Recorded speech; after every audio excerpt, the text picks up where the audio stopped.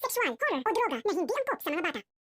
Habang abala nga si Jenny sa kanyang mga dinadaluhang event, ay wala namang tigil ang panay-away ng Yumi Group dahil na rin sa nangyayari sa kanila ngayon at ang paglantad nga ni JC at aminin sa lahat ang kasinungalingan na ginawa nila ni Megan.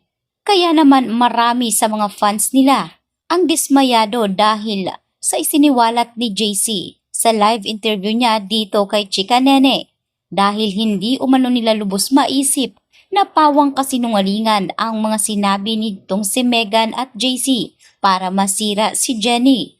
Humantong pa nga ito na bumagsak nga ang mga views nitong si Jenny, maging ang mga nag-unfollow ay bumagsak na rin. Kaya nakapagdesisyon tuloy ang management ng Yumi. Natanggalin na si Jenny dahil nakakasira lamang ito sa imahe ng kanilang grupo. Ang hindi alam ngayon ng lahat na si Megan pala at JC ang may kagagawan sa pagbagsak ngayon ng dalaga. Samantalang nangangapa nga si Jenny dahil sa nangyari sa kanya at ang pagdawit ng kanyang pagkatao sa naging relasyon nga noon ni Minji at Dio.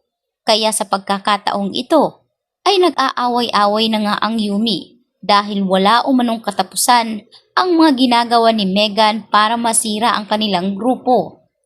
Noon pa man, kahit nasa grupo pa si Jenny, ay talaga namang panira ng imahe itong si Megan.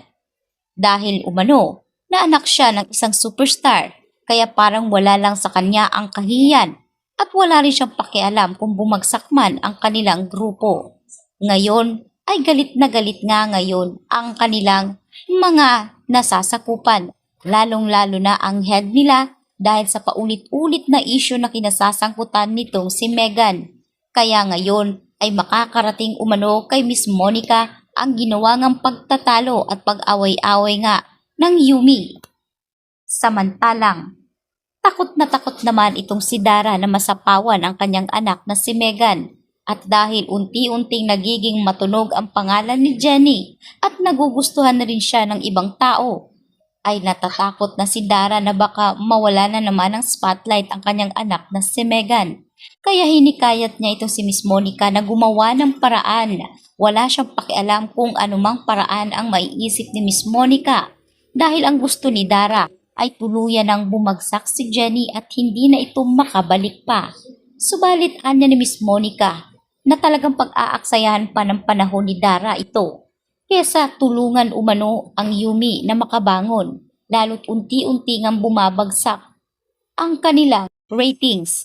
Kaya sa pagkakataong ito ay sinabi ni Miss Monica na wala siyang panahon na para kay Jenny dahil ang nais niya ay maiangat ang Yumi.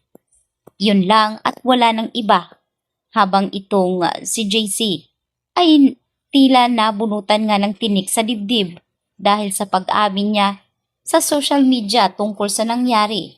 At hindi umano talaga siya makatulog habang nakikita niya si Jenny na talaga namang pinapabagsak ng paulit-ulit ni Megan. Kaya desidido itong si JC na aminin ang katotohanan. At kahit magalit pa sa kanya si Megan ay wala na umano siyang pakialam. Ang mahalaga, malinis ang kanyang konsensya at aaminin niya sa lahat ang tunay na nangyari.